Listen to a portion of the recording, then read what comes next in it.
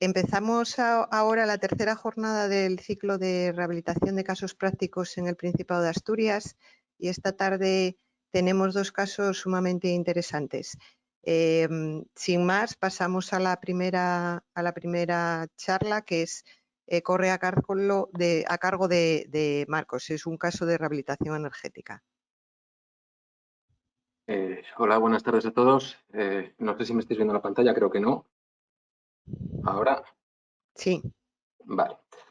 Nada, pues en primer lugar, pues buenas tardes a todos. Me gustaría agradecer al colegio la invitación y bueno, en especial a Marta Pujades. Marta, muchas gracias por contar con nosotros y por la organización de este ciclo sobre rehabilitación. Ya en la sesión anterior pudimos ver dos buenos ejemplos de rehabilitación, muy didácticos los dos, y en los que sin duda aprendimos mucho. Y bueno, siempre es enriquecedor escuchar la experiencia de otros compañeros y desde aquí pues os animamos a que se produzcan más eventos de este estilo, que el colegio organice más eventos de este estilo y a la gente os animamos a que participéis en ellos. Y bueno, por supuesto, muchas gracias a todos aquellos que estáis al otro lado de la pantalla. Algunos compañeros me conocerán, otros seguramente no. Yo soy Marcos Gómez, soy el 50% de Z2, el otro 50% es Úrsula Díaz, digamos que es la parte asturiana de la oficina. Normalmente es ella la encargada de hablar en público y de contar los proyectos, pero bueno, en esta ocasión me ha tocado a mí. Actualmente tenemos nuestra oficina en Gijón y bueno, aunque empezamos trabajando a caballo entre Asturias y León, durante los últimos 8 años nos hemos asentado aquí y bueno, es precisamente en esta ciudad donde donde estamos desarrollando nuestros últimos trabajos. Y bueno, precisamente me gustaría empezar hablando de Gijón, porque el caso de Gijón, digamos, lo que está sucediendo en Gijón y en Asturias en particular, entendemos que no es lo habitual en el resto del país. En otras ciudades se está empezando a hacer ahora lo que se lleva haciendo en Gijón más de 10 años. Y creo que eso es digno de resaltar. Seguramente sea fruto de un trabajo bien hecho por parte de los colegios profesionales, por parte de las constructoras y sobre todo por parte de las administraciones públicas por incentivar este tipo de reformas. Nosotros como arquitectos somos todos conscientes del beneficio de realizar una rehabilitación energética. La verdad que lo vemos todo muy fácil, es muy evidente y muy lógico, pero luego no es nada sencillo trasladar esta idea a la población. Y en Gijón no solo se ha conseguido esto, sino que además la ciudad se ha convertido en un referente en esta materia de rehabilitación energética. Yo supongo que os pasará a todos, o por lo menos a los que trabajéis en este sector, hemos llegado a un punto en el que las propias comunidades de vecinos son las que nos piden directamente a nosotros hacer rehabilitaciones energéticas. Ya no es necesario ni explicarles qué es una fachada ventilada o un SATE, ni los beneficios que tiene la rehabilitación energética.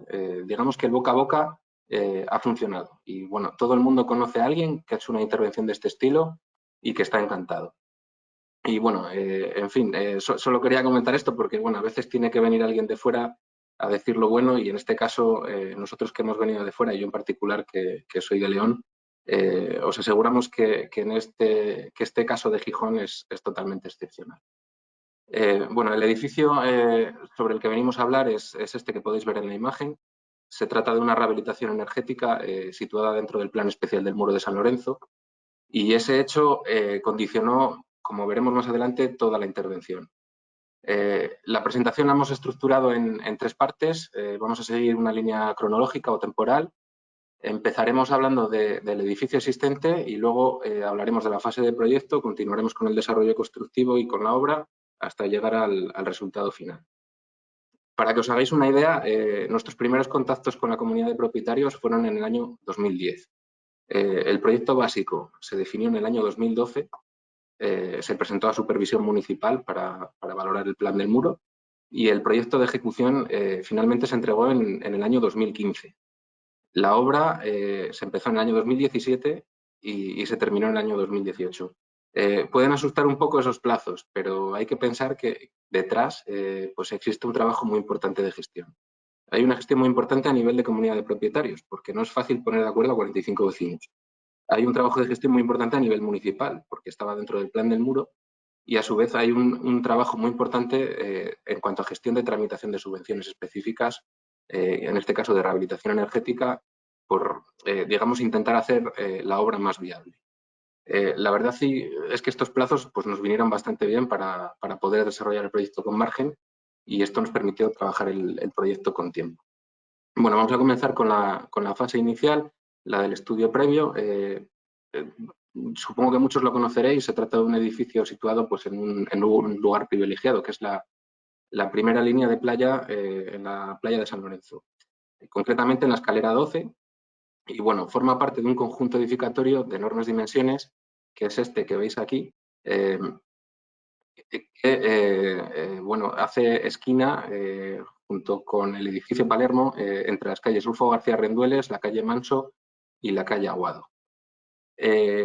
Como vemos aquí en la imagen aérea, como decíamos, hacia medianera con el edificio Palermo y digamos que continúa los dientes de sierra de este edificio y se organiza en forma de U con dos brazos irregulares, uno más grande que el otro, de manera que se adaptaba a la parcela. El caso que nos va a ocupar es este brazo corto, que es el que hace medianera, y bueno, como vemos en la imagen, desarrolla una fachada directamente a la playa, tiene una importante fachada con orientación este a una especie de patio interior que se genera dentro de la U, aparece una medianera vista, una fachada a la calle trasera, continúa con otra medianera vista y hay un pequeño patio interior, ¿vale? Si seguimos avanzando en la presentación, esto es, digamos, una imagen desde la playa. El edificio tenía múltiples puntos de vista, era visible desde la propia playa, era visible desde el propio Paseo del Muro. Estas fotos son del año 2010. Vemos que, bueno, apenas se habían realizado intervenciones del plan del muro, los viales de las carreteras eran otros. Bueno, teníamos también otra peculiaridad, que es que esta fachada, al ser visible desde el paseo, era como muy dinámica, desarrollaba estos dientes de sierra y incluso habría huecos hacia el Cerro de Santa Catalina y la orientación oeste buscando el sol del atardecer. Si seguimos avanzando, vemos el edificio Palermo haciendo chaflán. Esta es la calle Manso, esta es la calle Rufo García Rendueles.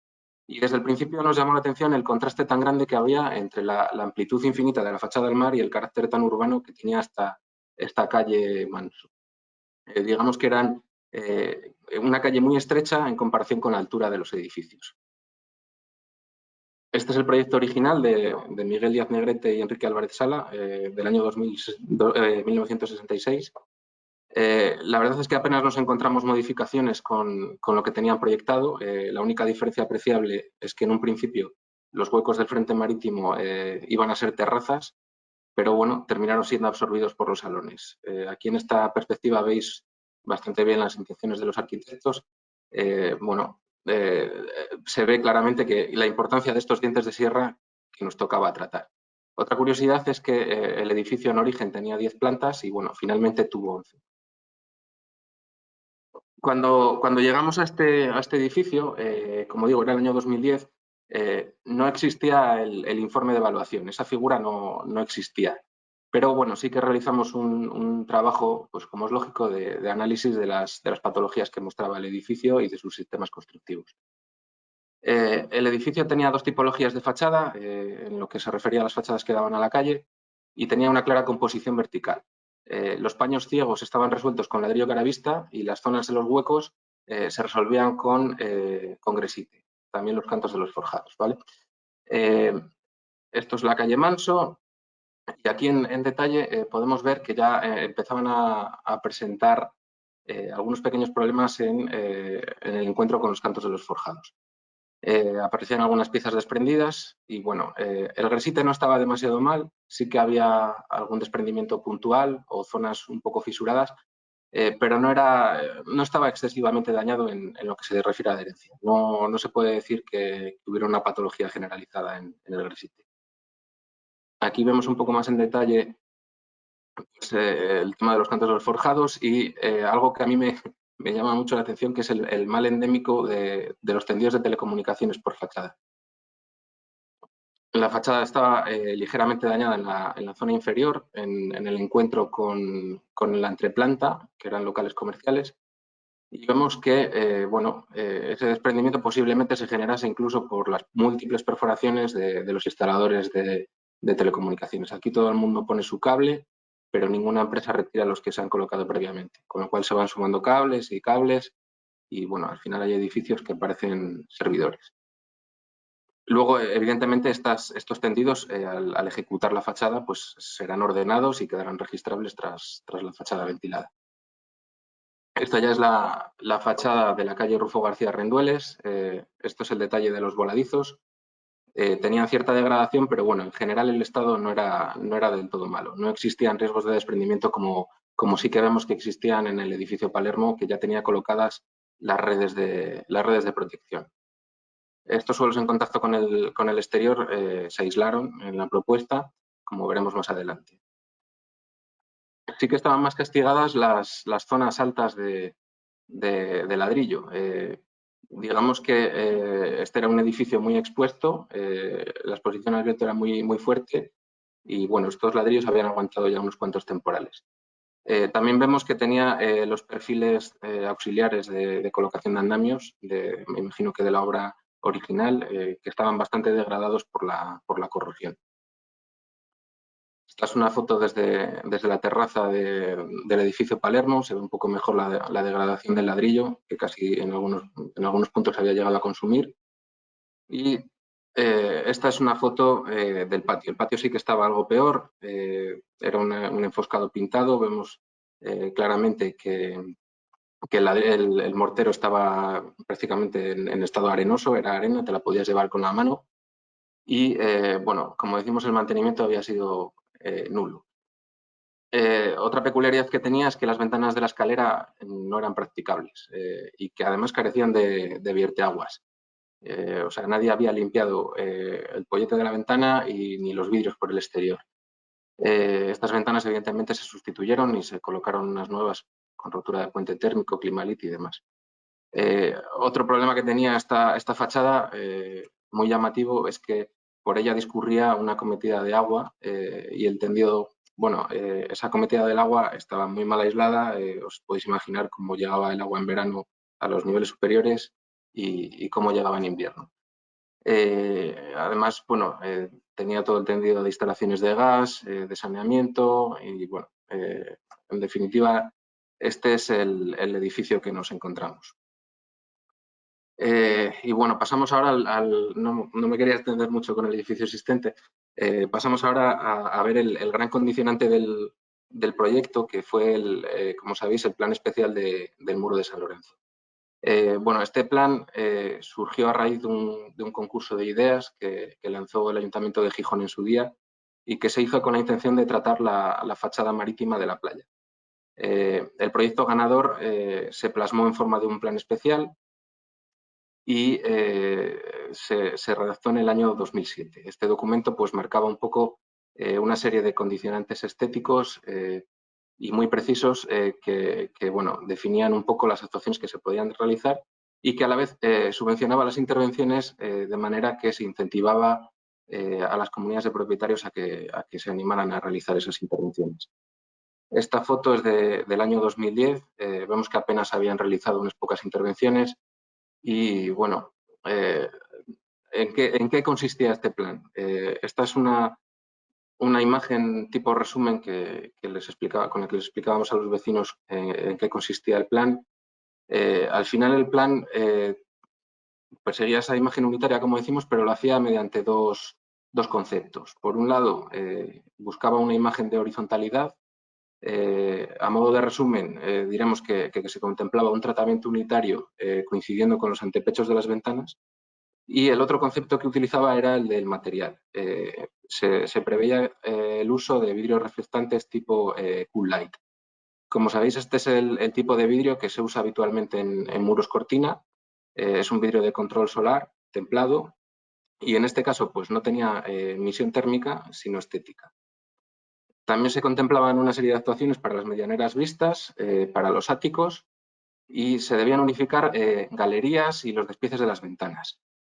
También había ciertos edificios catalogados que tenían un tratamiento especial y bueno, en resumen, para no extendernos mucho más, digamos que tenéis que quedaros con esos dos conceptos. Estaba por un lado la horizontalidad y por otro lado el material. Muy importante también que planteaba 3 zonas de actuación.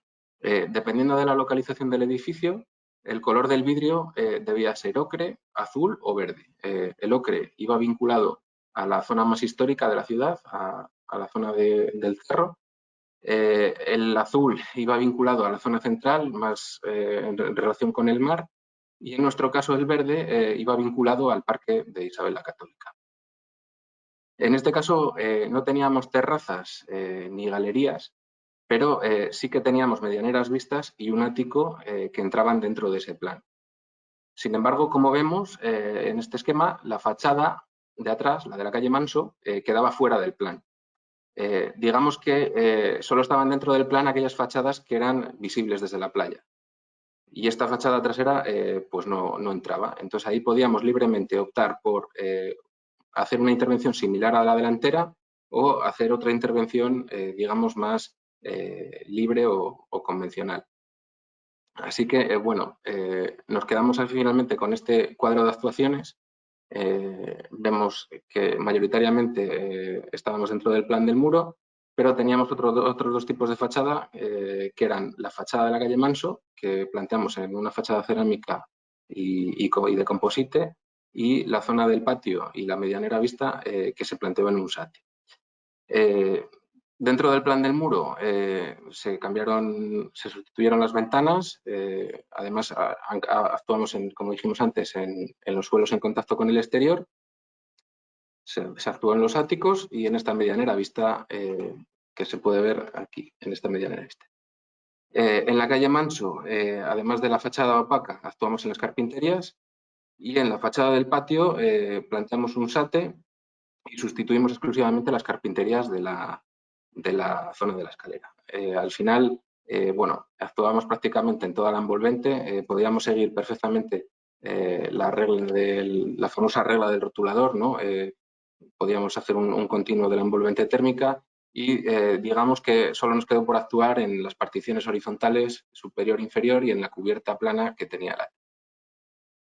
Y bueno, a partir de este esquema empezamos a trabajar ya con el plan del muro.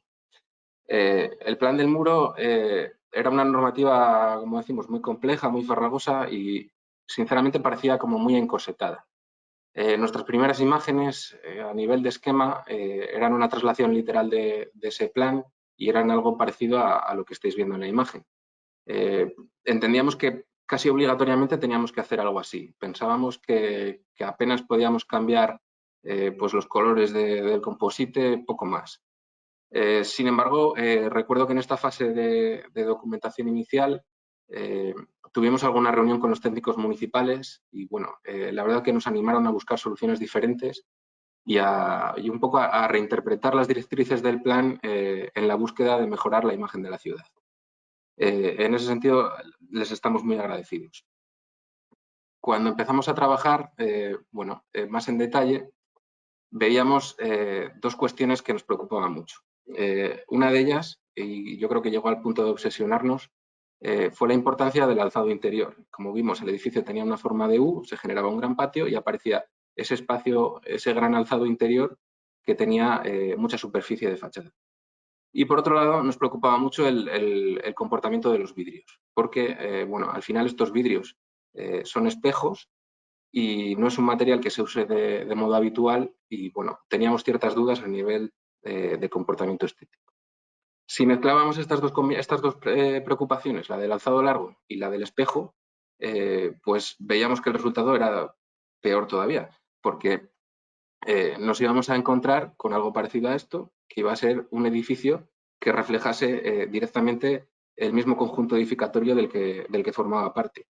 Es decir, íbamos a replicar lo que estábamos reformando. Nos parecía algo muy peligroso, aparte de que el vidrio, siendo recto, iba a ser todavía un alzado mucho más duro. Entonces, bueno, a partir de aquí empezamos a trabajar en detalle, empezamos con un fragmento de la fachada a probar soluciones y, bueno, por un lado, digamos que veníamos de un proyecto en el que habíamos estado trabajando por con fachadas de escamas y, bueno, por un tema de conocimiento de la geometría y demás, empezamos probando este tipo de geometrías. Sin embargo, veíamos que el efecto iba a ser muy parecido al de tener el vidrio totalmente plano. Iba a ser un reflejo fragmentado, pero iba a ser el mismo reflejo continuo del edificio colindante. También veíamos que los dientes de sierra que se generaban facilitaba o creaba este pequeño espacio que se ve aquí, que iba a ser muy complicado de resolver en vidrio. Aunque también veíamos cosas que nos iban empezando a gustar, como por ejemplo la esquina, que funcionaba bastante bien. Esta es la siguiente prueba que hicimos. Empezamos a combinar las escamas en dos direcciones, jugábamos un poco con los ritmos y, bueno, ahí ya veíamos cosas que nos iban gustando más. Veíamos que la continuidad de los planos girados de vidrio tenía un buen funcionamiento. Veíamos que las esquinas con los dientes de sierra podían funcionar bien. Bueno, parecía que podía quedar algo sugerente. En estas propuestas de trabajo se desecharon muchísimas cosas, como es lógico, hubo mucha prueba-error, pero también hubo muchas cosas que nos iban quedando grabadas y a las que le dábamos mucha importancia, como por ejemplo al remate horizontal que nos separaba en las actuaciones de los vidrios. Ese remate horizontal también fue algo que nos obsesionó, nos parecía muy importante proteger los vidrios, nos parecía importante que tuvieran generosos goterones, ¿no?, con mucho vuelo y muy marcados, y bueno, también nos ayudaba a potenciar esa horizontalidad que perseguía el plan del muro, a la vez que nos daba una buena solución constructiva. También tenía otro aspecto muy bueno, que era que servía de referencia totalmente recta para marcar aún más el giro de los vidrios, ¿no? Digamos que reforzaba, el hecho de tener algo plano reforzaba el movimiento que se producía detrás. Y bueno, al final era bonito tener cierta rugosidad en la fachada, ¿no?, generar distintos planos. Continuamos probando pliegues con diferentes dimensiones, con diferentes despieces. Ya íbamos teniendo claro que el vidrio en continuidad funcionaba mejor, ¿no?, que se generaban reflejos como muy contrastados de luces en función de cómo estuviera el cielo. Y bueno, como veis en estas versiones trabajábamos con la fachada completamente en vidrio, porque bueno, en un principio intentamos rebelarnos un poco contra la horizontalidad del plan del muro, pero la realidad es que a nivel de presupuesto estas actuaciones que no estaban dentro del plan, las que quedaban dentro de las ventanas, no estaban subvencionadas, con lo cual al final pues tuvimos que desechar el hecho de hacer todo el edificio en vidrio.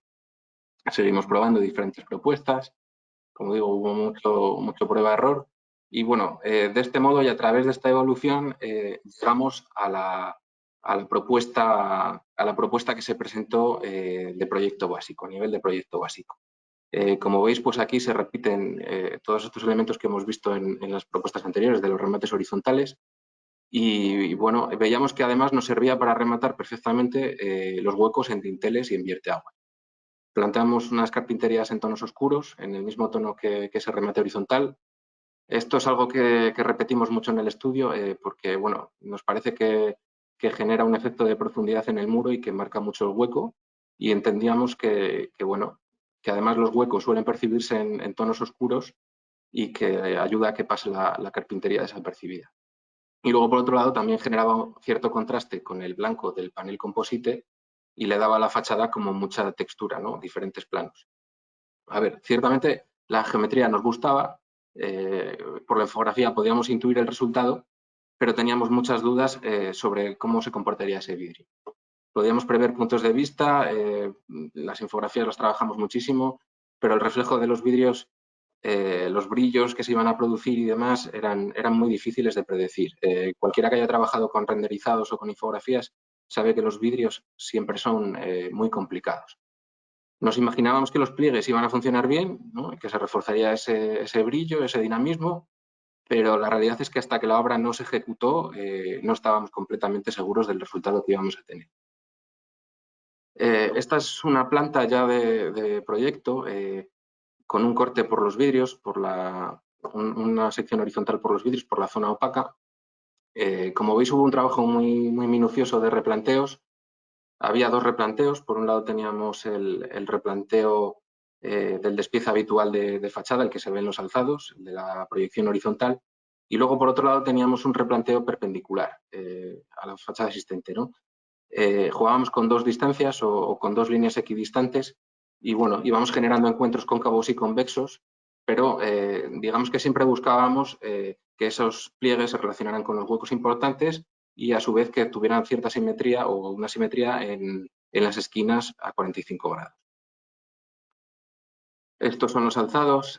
Vemos que el remate horizontal funcionaba perfectamente para absorber dinteles y cargaderos, excepto en dos huecos, este que es de un pequeño baño y este que es del salón, de una de las viviendas. El baño se absorbió dentro del panel composite y la ventana de los salones, bueno, pues digamos que lo que hicimos, como nos rompía la franja de vidrio, lo que hicimos fue doblar el remate horizontal, ¿no? De manera que generábamos un recercado al hueco y abrazaba todo esa ventana.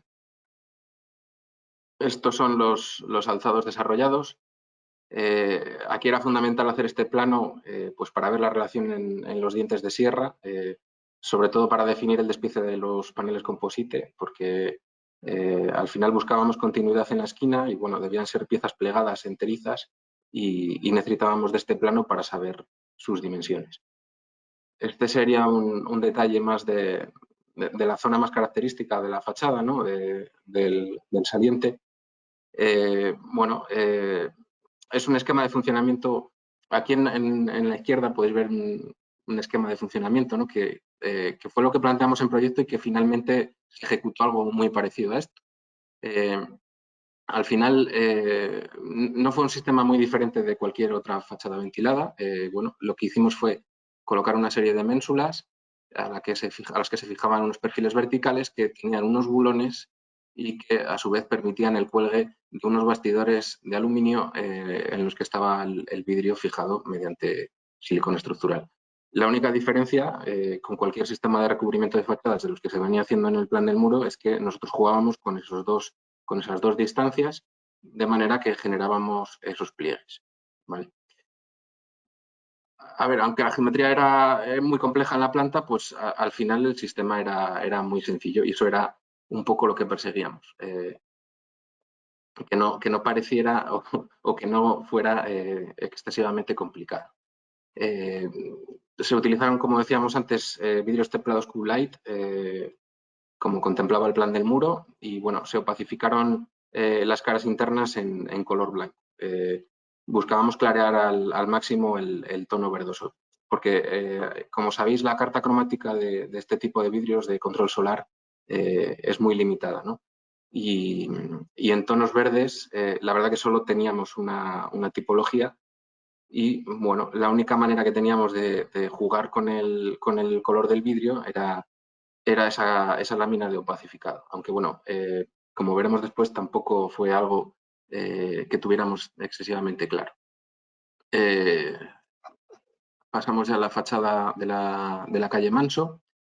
Aquí, como decíamos, pues bueno, entendimos que era una fachada muy diferente a la marítima y buscamos algo que se relacionara con el edificio existente.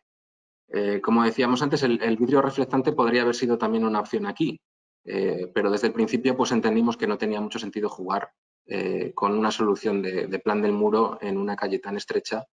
Y, bueno, en este sentido los vecinos, la comisión de fachada con la que trabajábamos, estaban de acuerdo con nosotros y decidimos buscar una solución alternativa.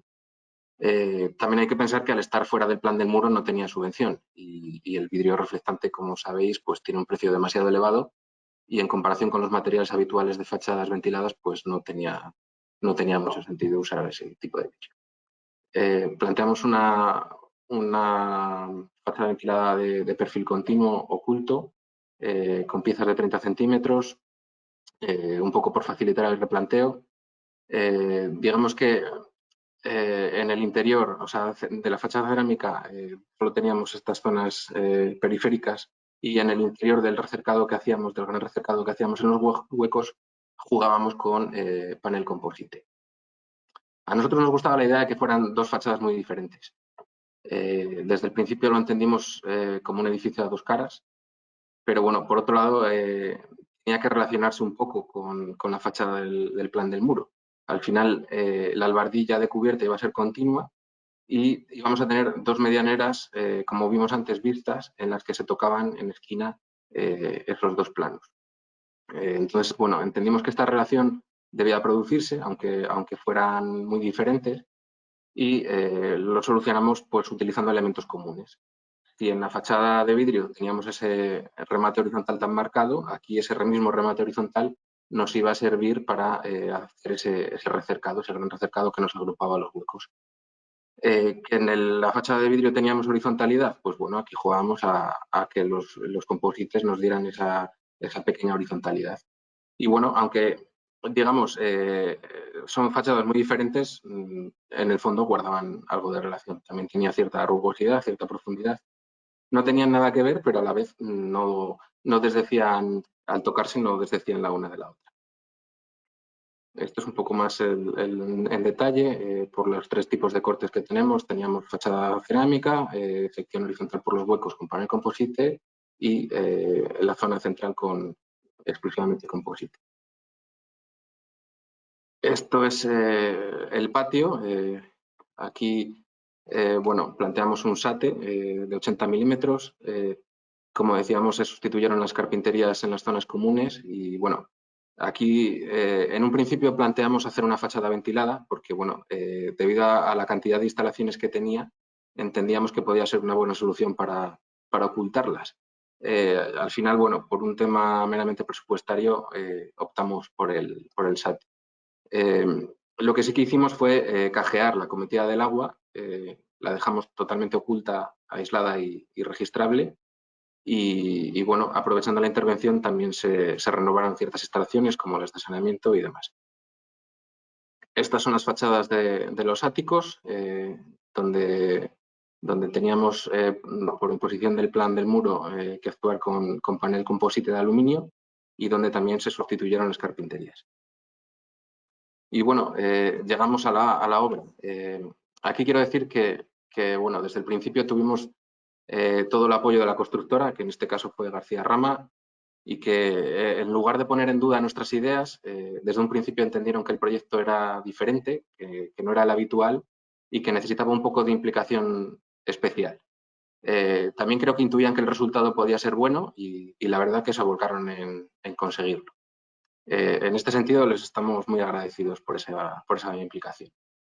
La obra fue compleja ya desde la colocación de los andamios. Fijaos que se trata de un edificio de 11 plantas y que no podíamos apoyar los andamios en todo el alzado interior. Teníamos ese local comercial en planta baja y eso nos impedía poder apoyar los andamios en la fachada interior, que al final era pues la más grande que teníamos. Esto es algo que en las intervenciones de este tipo de rehabilitación energética suele pasar puntualmente, pues en alguna medianera vista y demás, pero aquí era, digamos, una parte muy importante y con una altura muy considerable. Esta imagen está sacada desde arriba del andamio y bueno, me gusta contarla porque estábamos jugando un poco al replanteo horizontal de los andamios y bueno, cuando te enfrentas a estos edificios antiguos, muchas veces no eres consciente de que existen unos desplomes, más aún cuando tienen tantas alturas como este, y pueden variar muchísimo. De unos puntos a otros, los desplomes pueden ser brutales, como fue en este caso. Es algo de lo que no somos conscientes cuando estamos trabajando en el estudio y bueno, en el ordenador todas las líneas son rectas y luego la realidad es que no son perfectas. Las obras no son perfectas ahora con toda la tecnología que tenemos a nuestra disposición, pues mucho menos las de antes, cuando no existían todos los avances que tenemos. Y bueno, luego por otro lado también cada vez hacemos las fachadas más anchas porque cada vez colocamos más aislamiento y bueno, cada vez utilizamos materiales más grandes que necesitan cada vez más espacio para pasar y ser colocados a través del andamio. Y bueno, esto me gusta contarlo porque contrasta un poco con el tema de la seguridad. Al final no dejamos de generar un vacío de enormes dimensiones y generamos un riesgo de caída al interior de la fachada. Digamos que no es fácil mantener un equilibrio entre la comodidad de la obra y la seguridad. Bueno, una vez colocados los andamios, pues como suele ser habitual en este tipo de intervenciones, se realizaron los ensayos extractivos. Se tomaron una serie de muestras en los diferentes puntos estratégicos de la fachada. Si veis, tenemos un muestreo de ensayos en las zonas de ladrillo, en las zonas de gresite y en los cantos de los forjados. Al final, bueno, se toman los valores más desfavorables y se dimensiona la fachada en base a esos resultados. Esto es algo que a mí personalmente me gusta asemejar a un estudio geotécnico. Si en una vivienda tenemos las cargas que se las va a llevar el terreno, pues aquí las cargas se las va a llevar el edificio existente. Lo único que sucede es que en este caso pues van a ser atracción. Bueno, en este caso los resultados fueron buenos. Veníamos de trabajar en otro edificio en el que los datos obtenidos habían sido muy malos y la verdad que nos quitamos una preocupación importante porque pensábamos que al estar en primera línea de playa íbamos a obtener bastante peores resultados de los que finalmente obtuvimos. Esta es una imagen, seguimos avanzando la obra y esta es una imagen de la ménsula tipo que se colocó en la fachada. En este caso se colocaron con un sistema tipo termostop, que no es más que esa banda rosa que está hecha en polipropileno, que separa el aluminio de la fachada existente. Pues, a ver, evidentemente con el objetivo de minimizar el puente térmico, porque, bueno, aunque colocamos un aislamiento nuevo por el exterior en todo este tipo de intervenciones, la perfilería no deja de ser aluminio y es conductora y, bueno, pues generamos una cantidad importante de puentes térmicos puntuales. Todo lo que sea minimizar esos puentes, pues adelante. Esta es una imagen en la que se ve más avanzado el proceso. Es la fachada del ático, que como vimos antes se resolvía completamente en panel composite. Y bueno, pongo esta imagen porque al no haber andamios detrás se ve mucho mejor todo el montaje. Están los anclajes, los veis perfectamente con el sistema termostop, los perfiles verticales en T y el aislamiento en lana mineral. En este caso colocamos una lana mineral con una veladura negra de protección. Esto es algo que nos gusta hacer en este tipo de fachadas. Entendemos que la lana mineral se comporta muy bien a fuego y aparte nos parece muy interesante esa veladura, no solo por el hecho de que es hidrorrepelente y protege la lana, sino también porque digamos que te soluciona ciertos problemas de visión a través de los materiales de la propia fachada. El hecho de tener un aislamiento negro pues favorece que todo lo que se vea a través de las piezas o de las placas o del composite se perciba como negro y pase desapercibido. Esta es una imagen de la fachada cerámica más avanzada la obra. Aquí tenemos el encuentro con el gran recercado del hueco, que como veis el recercado aquí está hecho en panel composite plegado. Y bueno, se ve perfectamente el perfil continuo del apoyo de la fachada cerámica. Existen otro tipo de soluciones. A nosotros nos gusta jugar con la perfilería continua y oculta, siempre que es posible económicamente. Más en estos edificios tan altos y con tanta exposición, porque bueno, entendemos que la perfilería continua siempre va a ser un plus que nos va a dar cierta seguridad.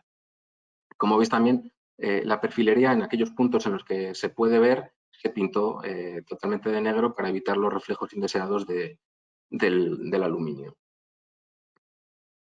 Esta es una imagen de la albardilla de la fachada cerámica en concreto. Como veis, bueno, da la vuelta en la esquina, era un elemento común a todas las fachadas y también se puede ver que se le tuvo que cambiar la pendiente porque el edificio en origen tenía pendiente hacia el exterior y bueno, entendimos que íbamos a hacer una nueva fachada, deberíamos cambiarle la pendiente y proteger pues, los vidrios, la cerámica y el sate. Otra vista de la albardilla. Como veis, teníamos buenas vistas en la obra. Y bueno, esta es una foto de la fachada cerámica ya cuando se había retirado el andamio. Todavía no se habían terminado las otras dos fachadas. Como veis, faltan por colocarse las albardillas en las esquinas porque no pudimos colocarlas hasta que se terminó toda la envolvente. También aquí en esta imagen me gustaría comentar este perfil en L invertida, que fue un poco la solución que adoptamos para para solucionar el encuentro entre la fachada de la medianera vista y la fachada cerámica. Era una solución que nos daba continuidad en la zona opaca y en la zona de medianera vista y que actuaba de colchón perfectamente, formando parte un poco de las dos fachadas. Esto es la misma fachada vista desde el otro lado y el mismo encuentro solucionándonos el SATE. Y bueno, aquí ya esto es terminada la fachada cerámica, ya se habían retirado los andamios, en estas ya estaba terminada el resto de fachadas y bueno, se ve perfectamente cómo se solucionó ese encuentro. En paralelo a la ejecución de la fachada cerámica se fue haciendo el SATE. Esta es una foto de obra. Bueno, el SATE entiendo que no tiene mucho misterio. Esta es una foto de la fachada terminada. Las ventanas de las escaleras sustituidas, se colocaron nuevos vierteaguas, se sacó hacia afuera la instalación del gas, se colocaron nuevas bajantes de PVC que también se sacaron por fuera, se pintaron de blanco y se colocó la canaleta registrable que decíamos de la cometida del agua, que está ejecutada aquí en panel composite blanco, pasa totalmente desapercibida, pero nos permitía aislar esa tubería que circulaba a la intemperie y a su vez pues, nos permitía su registro para posibles reparaciones o conexiones futuras. Y bueno, llegamos a la fachada de vidrio, que digamos que fue la última en terminarse, ya se habían terminado las otras dos fachadas. Aparentemente, al haber terminado las otras dos, teníamos hecha más de la mitad de la obra, pero bueno, nos quedaba lo más complicado, que era esta fachada. Era lo más complicado, pero a la vez era lo más ilusionante, ¿no? Por el reto que suponía. Y bueno, también era la fachada que más curiosidad despertaba, porque nadie sabíamos cómo iba a quedar realmente. En esta fachada lo primero que se hizo fue colocar este tablero en la parte superior. Recuerdo que había dos personas encargadas de replantear esta fachada y fueron dibujando a escala 1:1 todos los pliegues que hemos visto en el primer plano de replanteo. Aquí podéis ver un poco esos despieces. La verdad que guardo muy buen recuerdo de estos dos chicos porque sudaron tinta en el replanteo y el montaje, pero hicieron un trabajo magnífico. Este replanteo la verdad que causó bastante revuelo en la obra. La gente nos miraba como si estuviéramos locos. Eran gente que bueno, pues, normalmente está acostumbrada a realizar fachadas convencionales con replanteos bastante sencillos y en este caso pues se salió un poco de lo normal.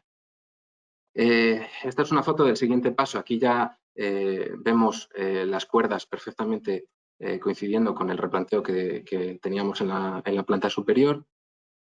Ya se habían colocado las ménsulas, ya teníamos los perfiles negros estos con los bulones y veis la solución que se adoptó finalmente en obra, que fue implementar en los dientes de sierra salientes con un perfil extrusionado de aluminio. ¿Vale? Esto la verdad que nos simplificó mucho la obra porque podíamos usar el mismo perfil de los bulones en las dos situaciones y además nos permitía usar los mismos anclajes en este saliente y en este entrante. Esto es otro punto de vista de la misma fase de la obra. Vemos que todavía no se habían colocado las carpinterías. Vemos que ya se intuye la diferencia de profundidad entre los vidrios y el composite. Y bueno, posteriormente se empezaron a colocar las primeras pruebas con el vidrio. El hecho de que, aquí quería hacer una reflexión porque el hecho de que los vidrios fueran opacificados, la verdad que favorecía mucho la reflexión y el efecto espejo, pero también era muy útil para ocultar las tripas del edificio.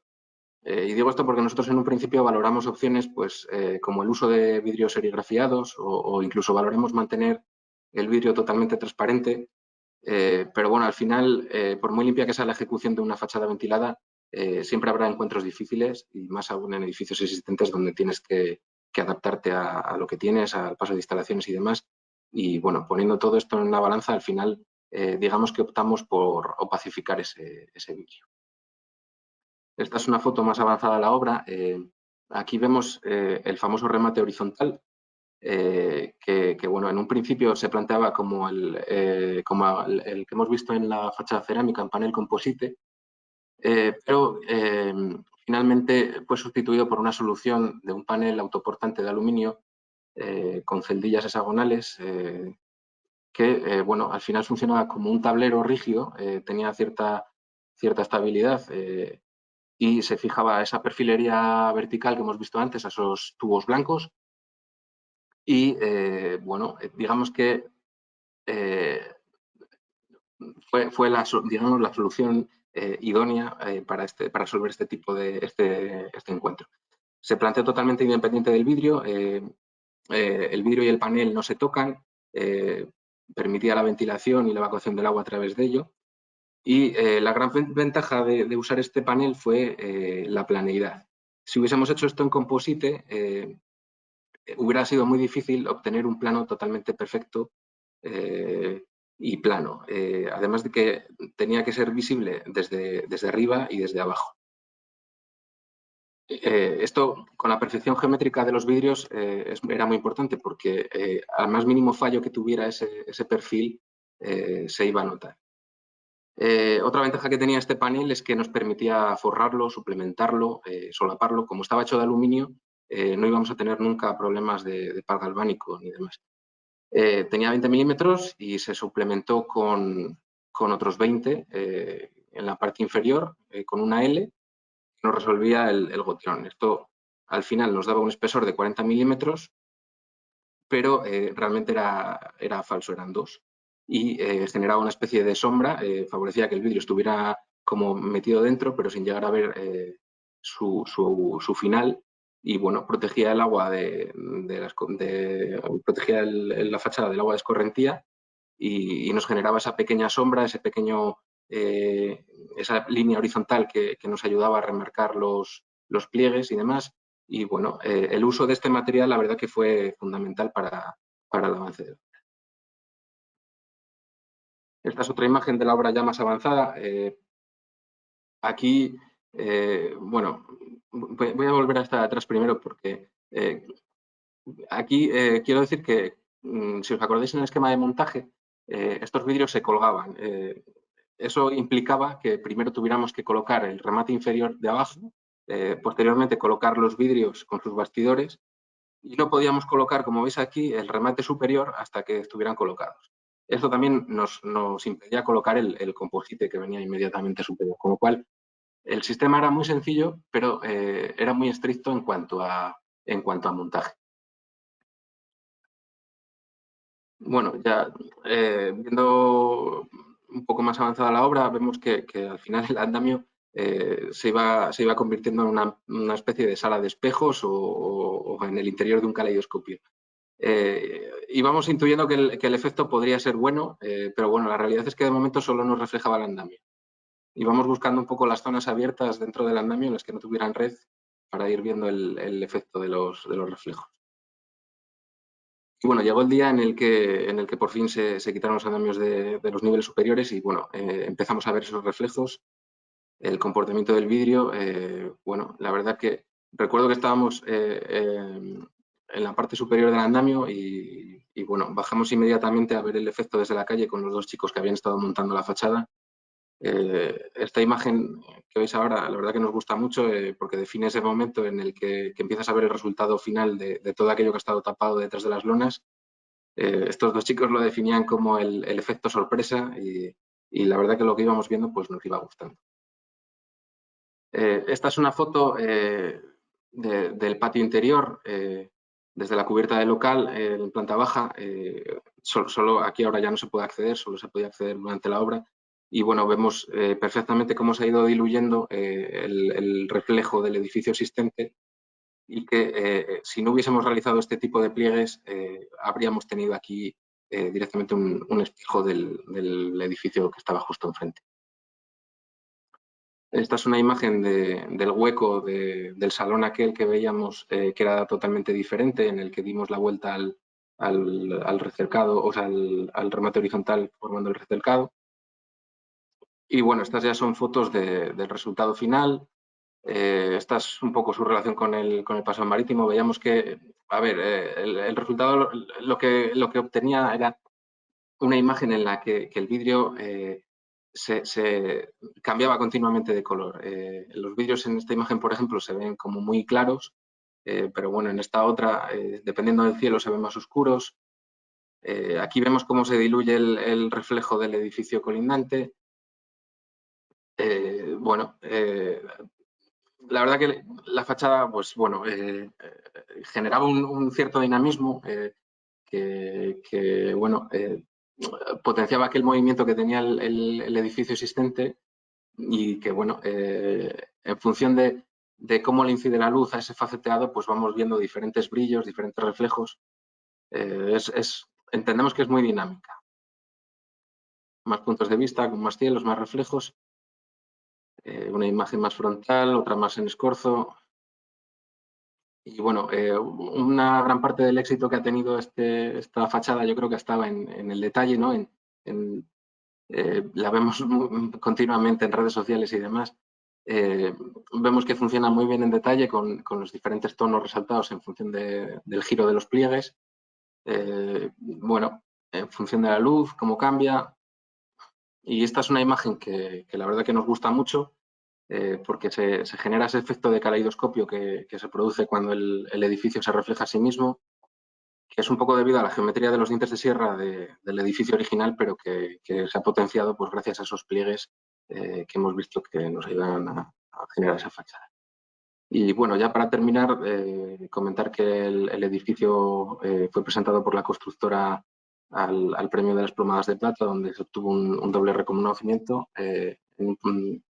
Fue premiada con una plomada de plata la mejor rehabilitación del edificio en edificios de viviendas y además obtuvo una plomada popular. Este último es un premio que la verdad que nos hace mucha ilusión porque se elegía por votación popular y bueno, entendemos que al menos a una parte de la población ha gustado. Y nada, hasta aquí hemos llegado. Muchas gracias a los que habéis aguantado hasta el final. No sé si me he extendido mucho o he sido muy corto o si hay alguna pregunta. Bueno. Bueno, nada, muchísimas gracias, Marcos. Hombre, con lo interesante que es el edificio, pues incluso te quedaste corto, súper bien.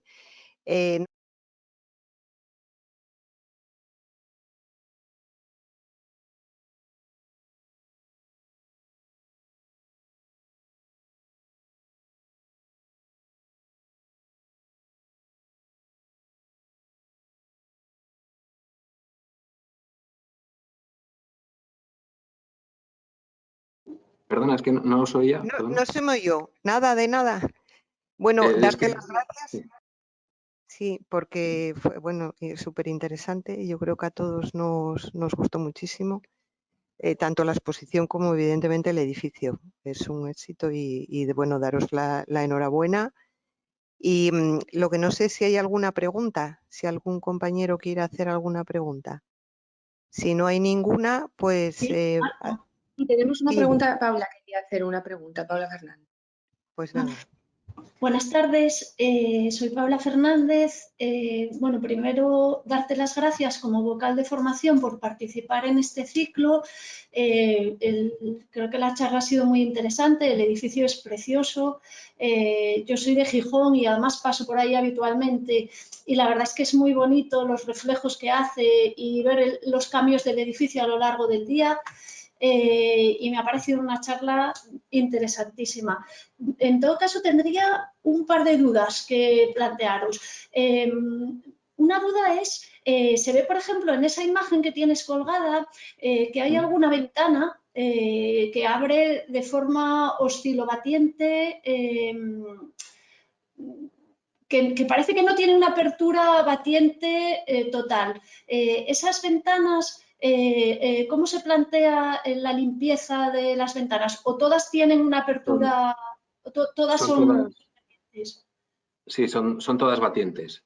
La verdad es que en un principio, ahora que me lo preguntas, esta carpintería que vemos, por ejemplo, aquí, se planteó con un fijo central. Nos parecía mucho más atractivo que fuera un fijo central y solo practicables las dos de los extremos.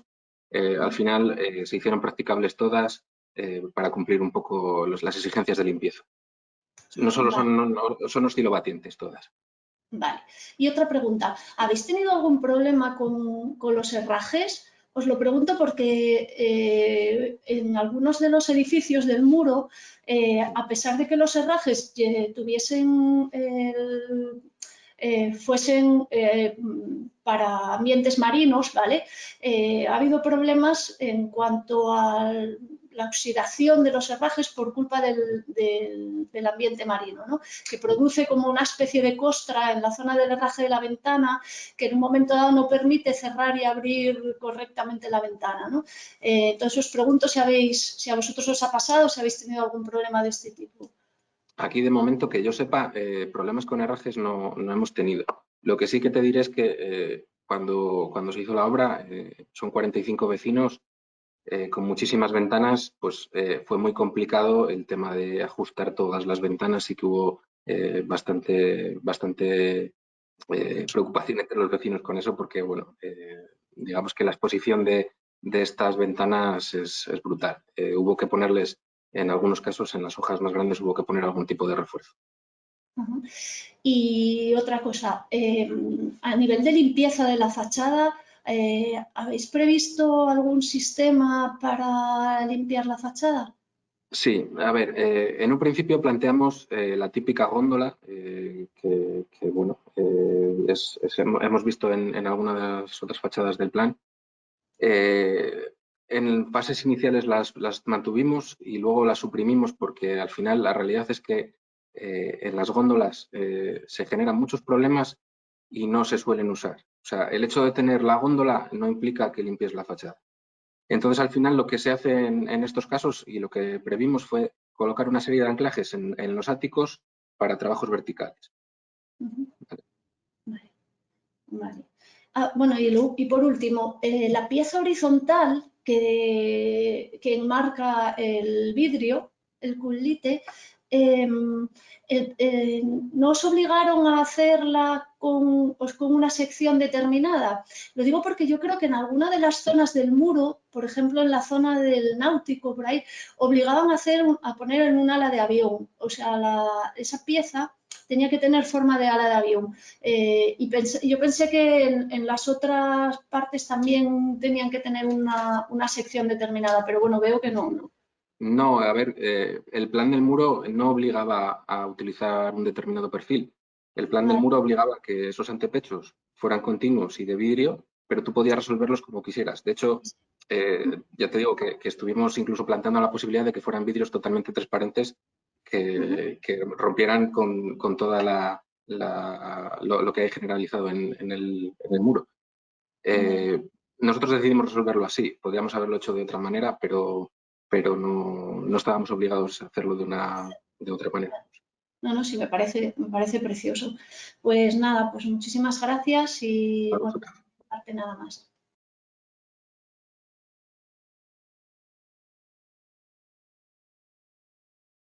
Empezamos ahora el siguiente caso práctico que corre a cargo de Concha Uría y nos va a hablar de la transformación de la sala de calderas de 2 edificios.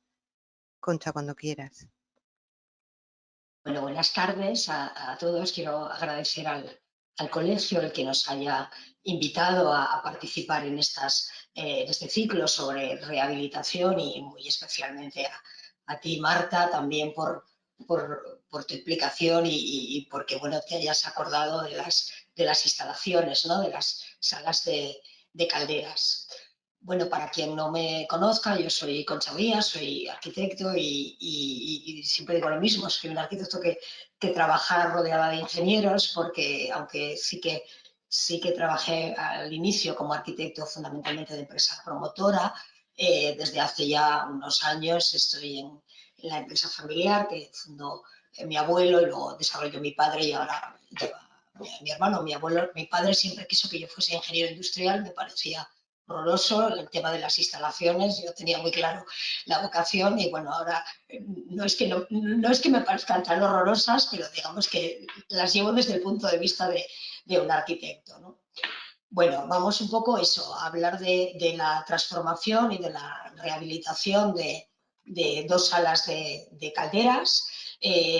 Vamos a hablar de instalaciones en esta tarde después además de la magnífica presentación de Marcos, de ese edificio, además con, bueno, tan dinámico, esas texturas, bueno, pues ahora toca hablar de instalaciones, las olvidadas o las que, bueno, no nos gustan tanto, ¿no? Pero sí que es verdad que aportan una parte del confort en las viviendas.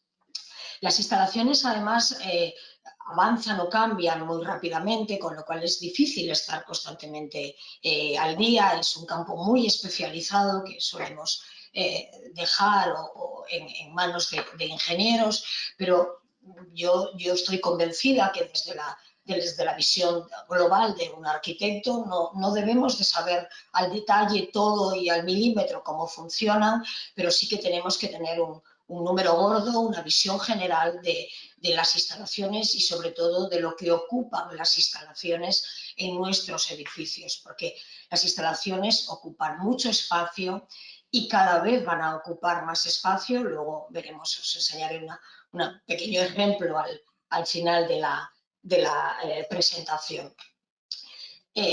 Voy a empezar por unos breves ideas generales, un pequeño recordatorio, ¿no? de cómo funcionan las salas de calderas en los edificios centralizados.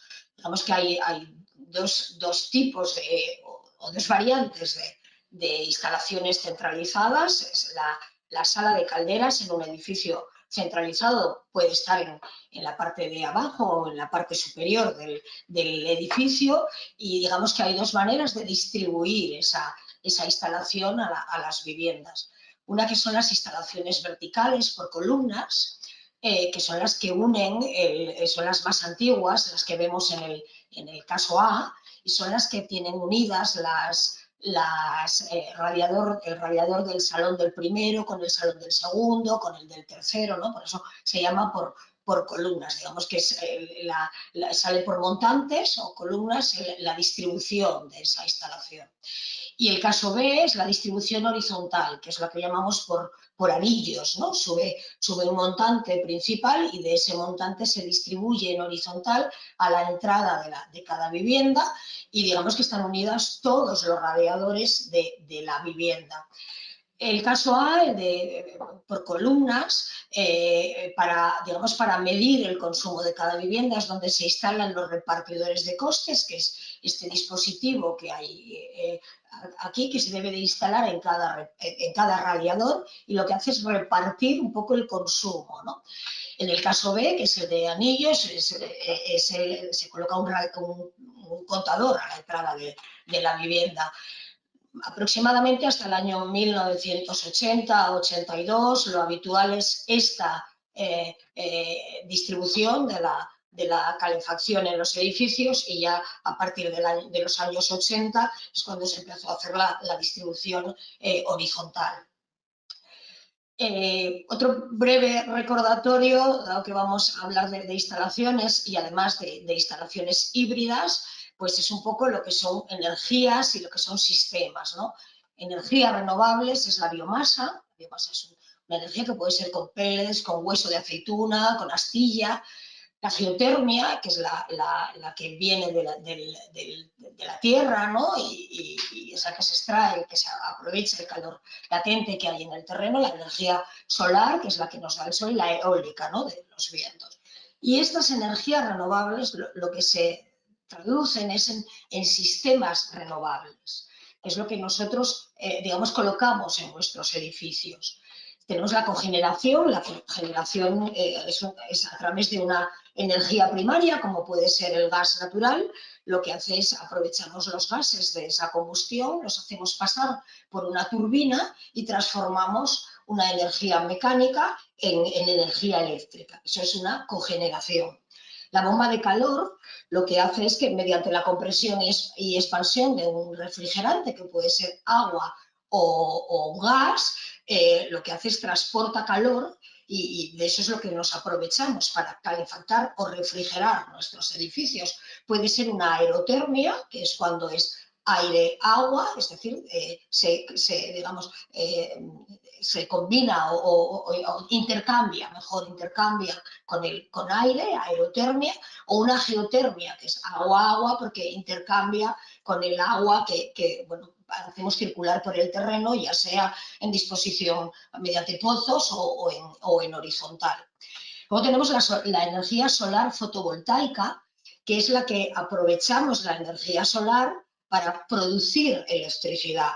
Es lo que ahora está muy de moda, está generalmente en muchos ayuntamientos modificado el IBI y se está colocando en casi todas las cubiertas de los edificios, también en las fachadas, porque se puede hacer ya en fachadas. Y aquí a mí sí que me gusta hacer una pequeña salvedad y mirar y utilizar algo con cabeza, ¿no? Efectivamente hay que utilizar la energía fotovoltaica. ¿Por qué no vamos a producir electricidad con los rayos de sol? Lo hacen los alemanes y luego vienen a tomar el sol aquí, con lo cual claro que lo debemos de hacer. Pero estas están consideradas instalaciones de autoconsumo. Es decir, vamos a tratar de aprovechar el máximo posible esa energía eléctrica que generamos en el edificio, en nosotros, que es un poco lo que vamos a ver en los ejemplos, en los dos ejemplos que os voy a mostrar. Porque a veces se tiene la tendencia de, bueno, vamos a poner paneles fotovoltaicos como si no hubiese un mañana, vamos a cubrir todo con paneles fotovoltaicos y además con una peculiaridad, la energía fotovoltaica, que es con los rayos de sol produce electricidad, obviamente la máxima producción es en las horas diurnas. Muchas veces a esa hora el edificio es cuando menos ocupación tiene, con lo cual estamos produciendo una electricidad que no somos capaces de consumir en el edificio, con lo cual lo vertemos a red. Y al final, ¿qué ocurre? Que estamos produciendo electricidad para verterlo a red, que nos lo pagan a muy pocos euros, para luego por la noche utilizar energía eléctrica, que eso sí que nos lo cobran a buen precio, ¿no? Entonces, debemos de tratar de aprovechar esa producción fotovoltaica en lo máximo posible en el edificio, en sistemas de calefacción, de agua caliente, por supuesto también en las zonas comunes, pero pensemos en eso, en el uso del edificio por el día. Yo siempre digo lo mismo, ¿no? Se llaman instalaciones de autoconsumo. Nadie tiene un huerto para vender lechugas a Alimerca, es para tomarte las lechugas que tú produces, ¿no? Pues están muy buenas, pues al final es lo mismo. No perdamos el norte con esto, ¿no? Y sobre todo también somos arquitectos y estemos muy encima de, no debemos de colocar una instalación fotovoltaica en una cubierta que está mal aislada, que está en mal estado, porque eso supone que casi nunca se va a reparar esa cubierta, con lo cual estamos produciendo energía eléctrica sobre la cubierta de un edificio que está derrochando energía porque no está bien aislado. En cuanto a la energía solar fotovoltaica, luego también tenemos la energía solar térmica, que son paneles que no producen electricidad, sino que calientan un fluido que luego aprovechamos para calentar el agua caliente, ¿no? Bueno, una pregunta que siempre nos suelen hacer es ¿cuál es la mejor solución para las salas de calderas? Aquí parece que hay modas, ¿no? Hubo una moda que era cambiar todo a gas, luego cambiar todo, no sé si un tiempo que casi a biomasa, ahora todo es aerotermia, todo se cambia a aerotermia. Bueno, no hay una mejor solución. Tenemos que adecuar las instalaciones a los edificios. No hay una única solución para todos los edificios. Hay que buscar la mejor solución para cada edificio. Exactamente igual que hacemos con el resto de parámetros de un edificio, o que cuando diseñamos un edificio, el uso de ese edificio, buscamos la mejor solución para cada edificio. Pues las instalaciones ocurre lo mismo. O sea que esto de, bueno, ahora hay que poner a todo aerotermia. No, vamos a pensar y vamos a darle una vuelta, cuanto menos. ¿Qué es la tendencia ahora? Y os he enseñado los distintos sistemas que hay, ¿no? ¿Qué nos permite ahora hacer la tecnología? Ahora la tecnología nos permite hibridar instalaciones térmicas, es decir, nos permite combinar distintos sistemas, lo vemos en los coches, pues igual en las instalaciones, de modo que cubramos las necesidades térmicas del edificio con distintos sistemas. De manera que siempre entre el que sea más eficiente en ese momento, más barato, más óptimo en cada momento. La tecnología ya nos permite además indicar incluso los precios de cada energía, de modo que el sistema se regule y diga, bueno, pues ahora entra este sistema o este otro, ¿no? Entonces se puede combinar perfectamente una bomba de calor con energía solar, fotovoltaica o térmica y una caldera de combustión. Y eso es lo que vamos a ver en estos dos ejemplos que os traigo. El primer edificio en el que os voy a mostrar, además tiene una peculiaridad. Este es el edificio de la calle Arzobispo de Isasola, 16, 18, 20 y 22 de Oviedo. Son estos dos edificios acristalados que hay en el Campillín, en Oviedo, que es obra de nuestro compañero Cores Uría. Es un edificio del año 63 que tiene 82 viviendas y una superficie calefactada de 7.740 metros cuadrados. Son dos edificios gemelos y hemos intervenido en los dos de distinta manera. O sea, al final veremos un resumen y cómo siempre hay que buscar la mejor solución, porque cuando uno se ha enganchado ya a lo que era moda, pues a veces se lleva sorpresas, ¿no? Vamos a hablar ahora del caso del número 16, 18, 20 y 22. Es un edificio que en el año 2019 decide hacer una transformación de su sala de calderas, que era de carbón. Tenía una sala de calderas de carbón que combinaba con unas calderas de gasóleo para el agua caliente. Hace una transformación y cambia a calderas de biomasa combinadas con bomba de calor y con una instalación solar fotovoltaica que se coloca en cubierta.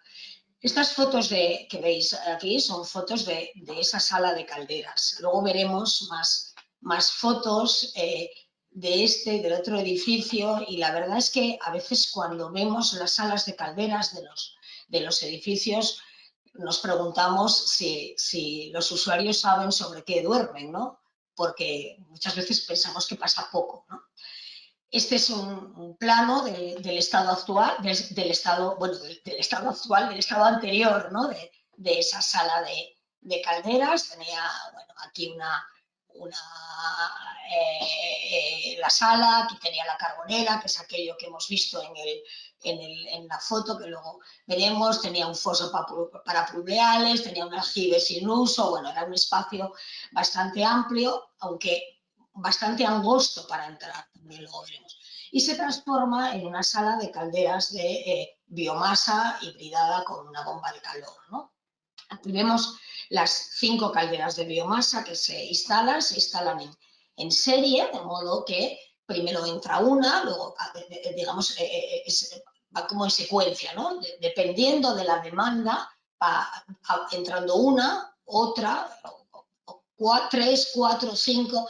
¿Esto qué nos permite? Nos permite ahorrar y optimizar el consumo, porque si solo hay una persona que demanda, sobre todo esto es importante cuando en la época de agua caliente, ¿no? En la época de calefacción parece que en el mes de diciembre todo el mundo quiere calefacción, pero en el agua caliente o en los entretiempos, que hay vecinos que están en distintas orientaciones o que incluso que no están en casa y demandan distinta calefacción, pues no vamos a arrancar todo el sistema, toda la potencia para alguien porque nos ha pedido calefacción o está demandando calefacción 2, 3 o 10 vecinos, ¿no? Entonces van entrando en serie para ir optimizando el consumo. Aquí vemos, como os decía, las calderas, los depósitos de inercia, las calderas de biomasa.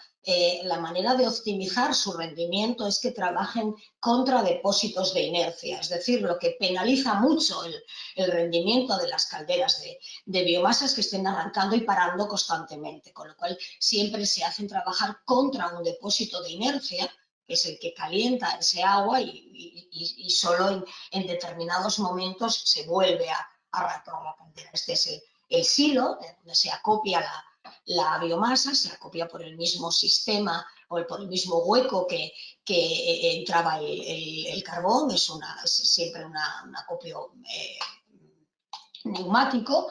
Aquí vemos los tornillos sin fin, luego veremos una foto del silo, como está en cuña, para un poco abastecer a las calderas, ¿no? Bueno, aquí también vemos la bomba de calor y el depósito de agua caliente. Este es un esquema del principio, esto sí que es algo como muy de ingenieros. Aquí vemos las calderas, los depósitos de inercia, los depósitos de agua caliente, y aquí vemos la bomba de calor con la instalación fotovoltaica en cubierta. Voy a enseñaros fotos de cómo estaba esa sala de calderas. Y os digo que, no sé si os asustarán o no, pero no estaba mucho peor que otras muchas que vemos. Es decir, es lo habitual. El edificio es del año 63, la sala de calderas es del año 63. Esta es la entrada, vemos que es muy estrecha. Luego veremos qué calderas hubo que bajar por ahí, ¿no? Esto es, bueno, lo que nos encontramos en las salas de calderas. Este es el acopio del carbón. En las salas de calderas antiguas uno se encuentra de todo. Esto es habitual encontrarse. Ahí son como almacenes, ¿no? de todo. Las tuberías están así y, como veis, van acumulando. Bueno, esto es lo que hay en las salas de calderas. A veces te preguntas si podemos ahorrar energía o puede ser eficiente este sistema, ¿no? Pues esto es lo que hay y lo que nos encontramos. Hay que instalar esas calderas que vimos en el plano, son estas, y hay que bajarlas por esa angosta escalera, que muchas veces hay que intervenir demoliendo, bueno, tratando de hacer hueco, ¿no? Se desmontan, se puede llegar solo al chasis, que es lo que hay que bajar, y aquí, bueno, vemos ya esta es una foto de esa sala ya en funcionamiento. Estos tubos que veis por aquí es la carga neumática de las calderas. Hay un silo, que es el que visteis, y por carga neumática llega a este pequeño depósito que tienen aquí las calderas, que es lo que las hace trabajar. Y esto que vemos aquí y esto de aquí es lo que llamamos el cenicero. Es el que estas calderas son absolutamente automáticas, ellas recogen las cenizas, se las compactan, de modo que no haya que ir ni mucho menos todos los días a limpiar esas cenizas, ¿no? Además, las calderas de biomasa, su rendimiento, las buenas calderas de biomasa, lo que hacen es, por supuesto, la combustión al máximo y producir la mínima ceniza posible, ¿no? Vemos, esto es un detalle del silo. Aquí vemos el tornillo sin fin y este suelo en cuña, que hay que hacer el silo siempre recubierto con paneles de DM, porque, bueno, para controlar la humedad de los peles. Esto es como el tornillo sin fin, que tiene un motor aquí por fuera, y es el que, digamos, hace que neumáticamente se acopie los pellets en este depósito de las calderas. Aquí vemos los depósitos de inercia, lo que os decía, trabajan contra unos depósitos de inercia para no estar constantemente arrancando y parando. Estos son detalles de la instalación, y esta es la instalación fotovoltaica que hay en cubierta, que digamos, abastece a la bomba de calor durante el día y que hace que aprovechemos esa energía eléctrica para que se mueva la bomba de calor y para que esa bomba de calor nos acumule agua caliente y también acumule en los depósitos de inercia, de modo que aprovechemos la energía eléctrica que el sol nos da por el día en el máximo consumo, en el máximo beneficio para el edificio, ¿no? Aquí vemos los paneles en cubierta. También una cosa que me gusta comentar de los paneles fotovoltaicos, no hay que colocarlos en una determinada orientación. Obviamente hay que colocarlos siempre este, sur, oeste, no orientados a norte, pero me refiero que aquellos giros que había que hacer a los térmicos para optimizar su rendimiento, entonces colocar ese tipo de estructuras casi un poco de papiroflexia, pues los paneles fotovoltaicos no, al final su precio, digamos que ha bajado tanto que lo que haces es, bueno, calculas el rendimiento que van a tener y entonces puedes colocar alguno más para tratar de colocarlo siempre pegado a la cubierta. En este caso es una cubierta plana, el edificio además tiene un cierto grado de protección en el catálogo del Ayuntamiento de Oviedo y además pasa el Camino de Santiago, con lo cual fue a Patrimonio y Patrimonio lo que dijo es que no se podían ver esos paneles fotovoltaicos desde la calle. Entonces, bueno, como veis están colocados en la cubierta plana y para nada se ven desde la calle. Cuando el edificio, lo que os decía, tiene una cubierta inclinada, se colocan en la misma inclinación que tiene la cubierta inclinada. No hay que colocar ninguna estructura auxiliar. Bueno, la estructura auxiliar que lo sujeta a cubierta, que ya todos los fabricantes tienen para los distintos acabados de cubierta, teja, tegola, pizarra, pero no hay que colocar alguna estructura digamos que haga que se vean muchísimo, ¿no? Van siempre integrados perfectamente en la cubierta. Aquí un poco lo que vamos a ver es números. Voy a tratar de contarlo lo más rápido posible, ¿no? Por decir, bueno, hacemos una instalación híbrida y ¿qué conseguimos, ¿no? ¿Qué ahorros conseguimos?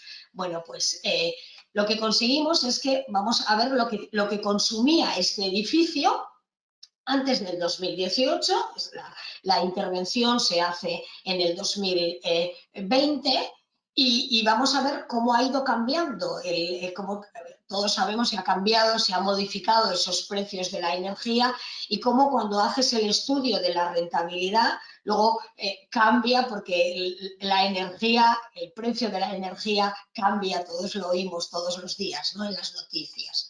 Este edificio consumía 1.008.828 kilovatios hora año. ¿Por qué sabemos que consumía? Porque cuando hicimos el estudio se pide el consumo que tenía el edificio. Nos dan las facturas y entonces sabemos que consumía esos kilovatios hora año. Tenía estas emisiones de CO2 y lo que pagaba anualmente por esa energía eran 54.700 euros. Cuando hacemos el estudio en el 2020 a los precios de la energía de ese momento, pues bueno, lo que sí sabemos es que con esa intervención podíamos garantizar que su consumo en kilovatios hora año iban a ser 649.069, afinado número de ingeniero, como veis. Estos serían las emisiones de CO2 y el coste de la energía serían 43.000 euros al año. Estamos hablando de, claro, dices, bueno, 54.000, 43.000, es un combustible como era el carbón. En el año 2018 el carbón era muy, muy barato, era el combustible más barato que había. Entonces, tenían que hacer una inversión de 376.000 euros para transformar esta sala en lo que habéis visto de aquel estado de carbón y gasóleo a pasarla a biomasa, ¿no?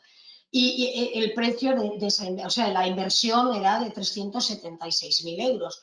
Cuando, bueno, había en aquel entonces alguna que otra ayuda, ni tan siquiera el Ayuntamiento de Oviedo tenía el IBI para las instalaciones fotovoltaicas. Digamos que los números hechos en aquel momento les salía que tendrían un coste de 233.000 euros, tendrían que pagar. Y el periodo de amortización previsto sería de 21 años. En una instalación, cuando se hace el estudio de una instalación, un cambio y se hace un periodo de amortización, siempre que supera los 10 años, lo lógico es desecharlo.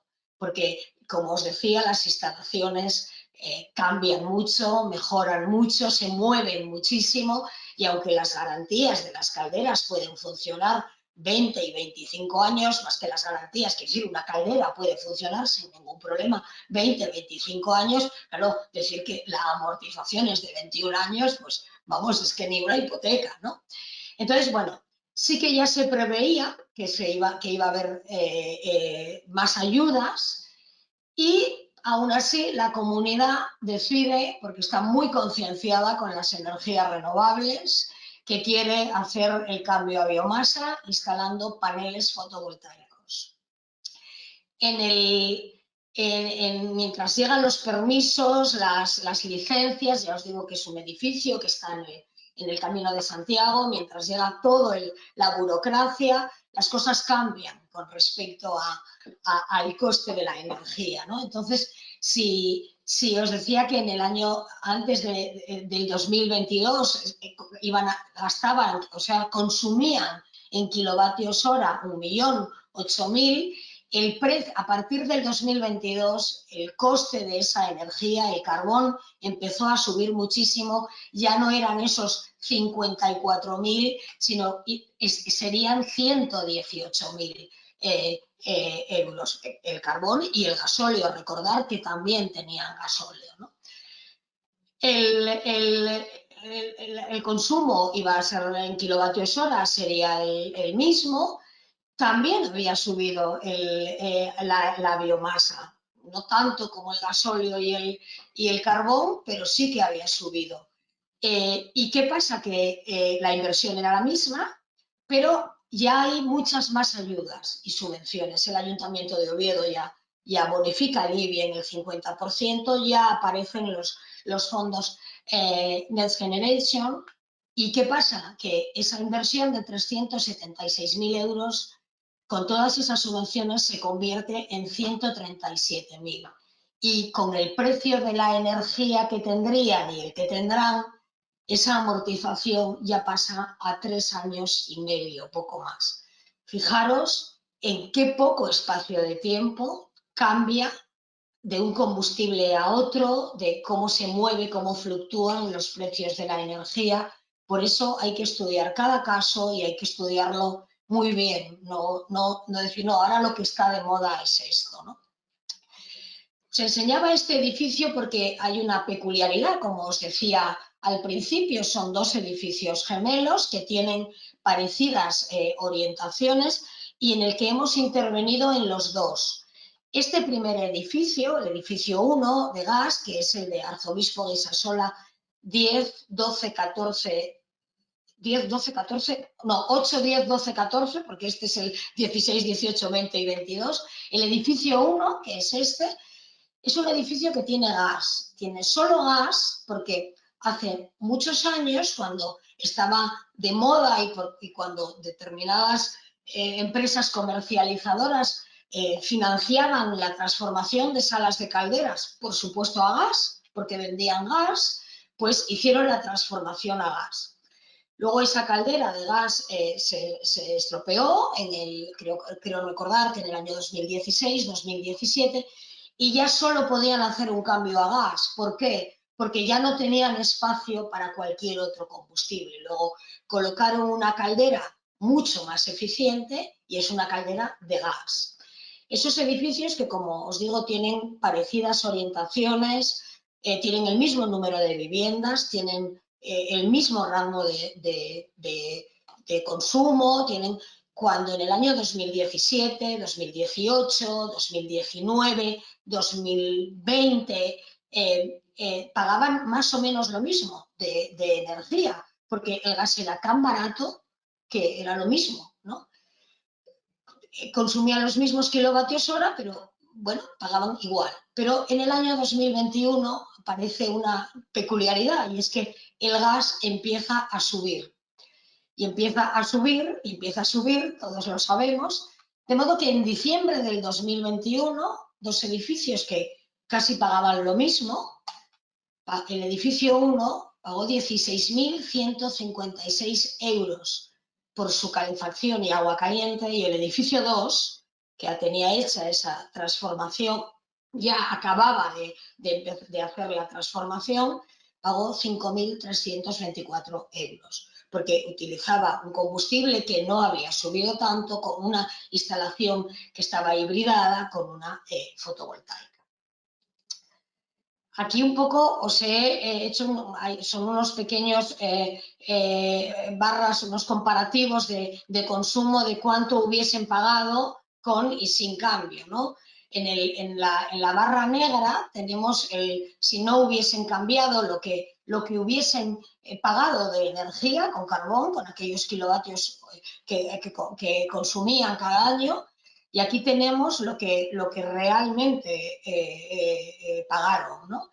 Esto es lo que sería lo que fue en el 21, y digamos esto en el 20 y en el 19, digamos que es una proyección, ¿no? de lo que hubiesen hecho, porque el cambio empezó a hacerse en el 19, no funcionó a pleno rendimiento hasta finales del 20, principios del 21, digamos que, bueno, hubo ahí digamos, un paso largo, ¿no? de cambio de uno a otro. Aquí vemos un poco el acumulado, del 19 al 22, si no hubiesen hecho el cambio, solo con carbón y gas, hubiesen pagado casi 350.000 euros, y lo que realmente pagaron no llegaron a 250.000. Estas son también unas gráficas de dónde están con el cambio, aunque aquí vemos que sí que ha subido su combustible, pero este subió mucho más y sobre todo demandaban mucha más energía, porque sus calderas eran, ya vimos las fotos, no poco eficientes eran. Este es un poco las emisiones de CO2. Este segundo caso que vamos a ver es el Padre Ayer.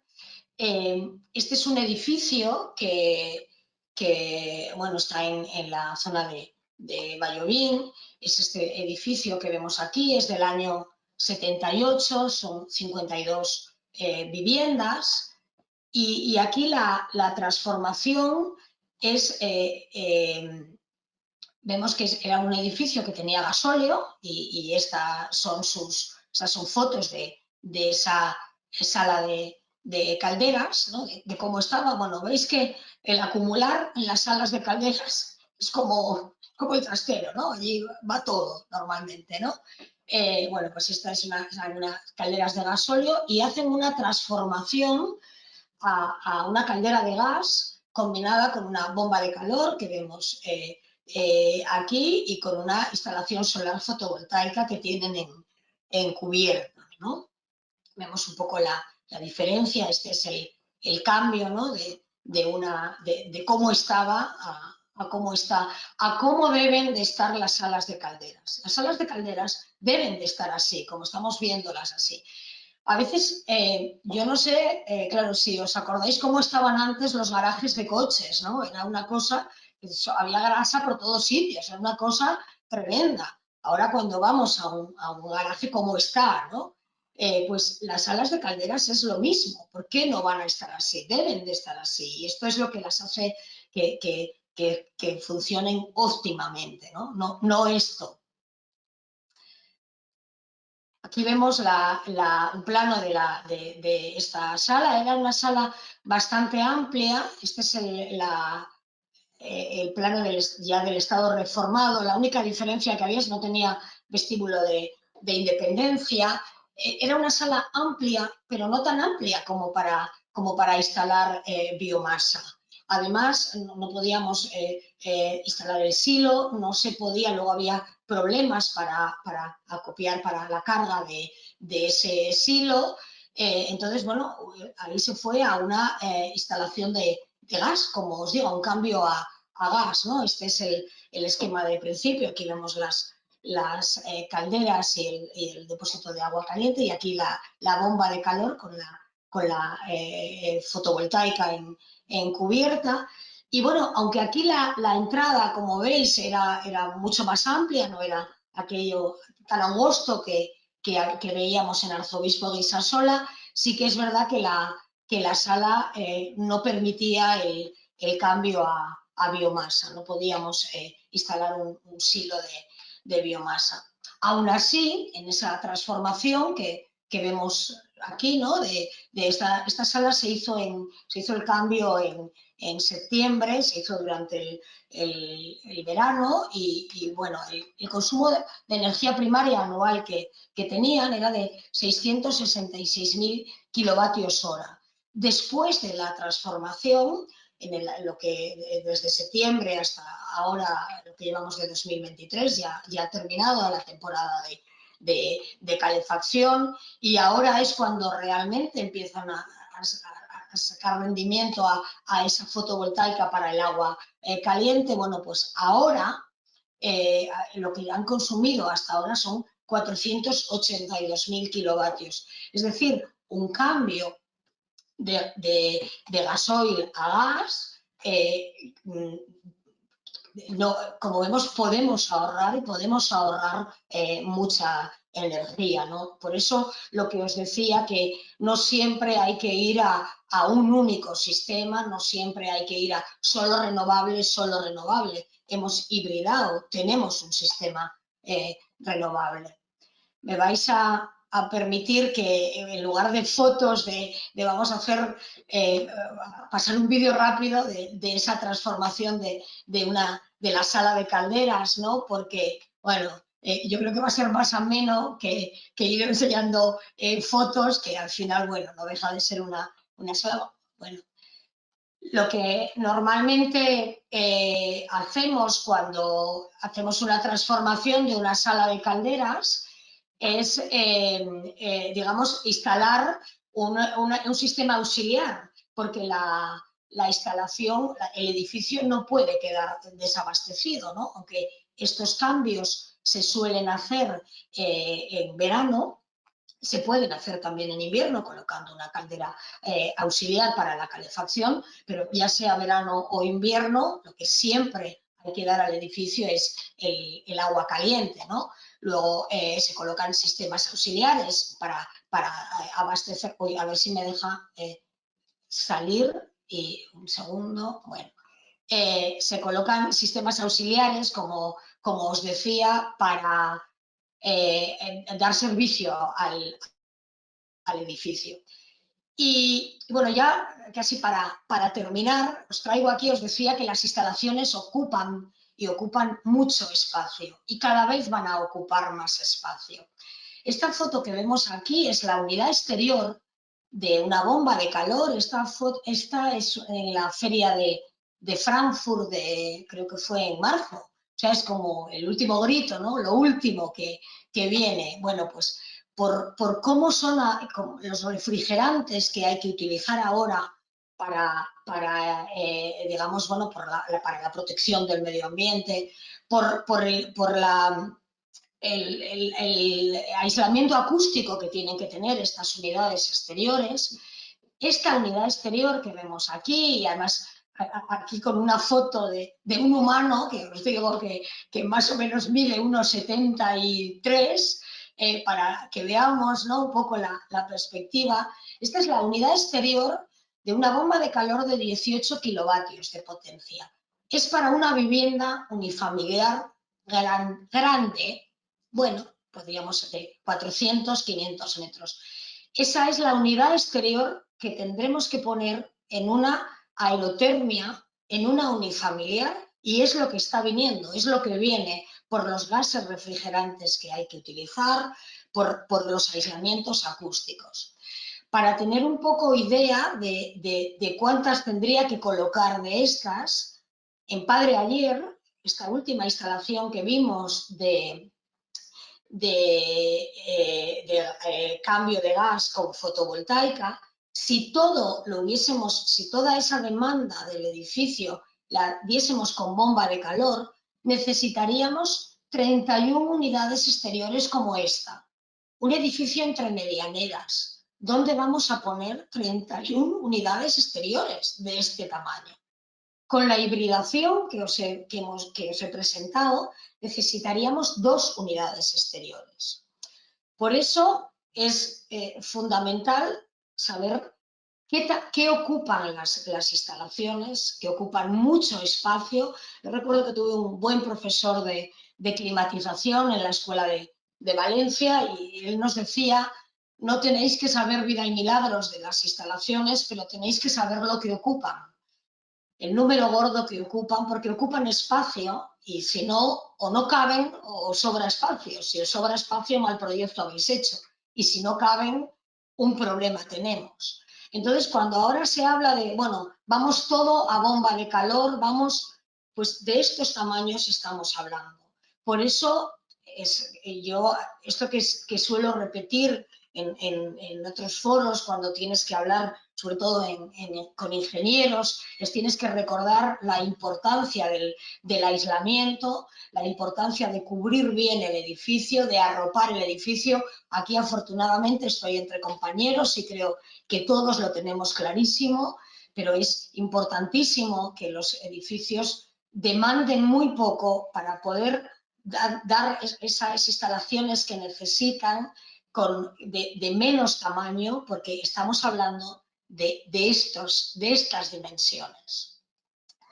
Bueno, no sé si tenéis alguna duda, esto es un poco, y únicamente sí que quería invitaros, en la presentación del colegio aparecía esta pequeña foto de un premio, es el premio a la instalación más innovadora de España, que nos dieron la Confederación Nacional de Instaladores, es un premio a nivel nacional.